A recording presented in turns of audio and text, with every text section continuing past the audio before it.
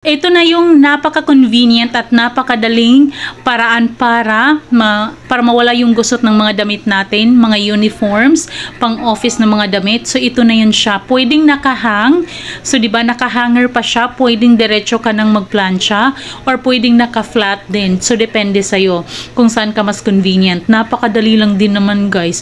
Isang daan lang niya, wala na yung gusot, tanggal na lahat ng gusot.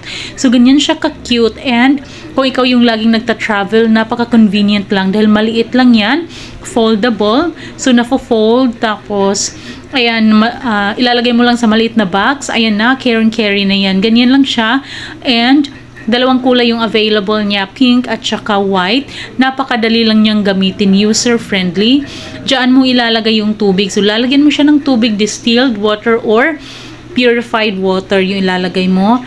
Ayan, takpan mo lang, tapos isaksak mo. After 20 seconds, press mo yung button na yan, and ready to go ka, start ka nang magplansya.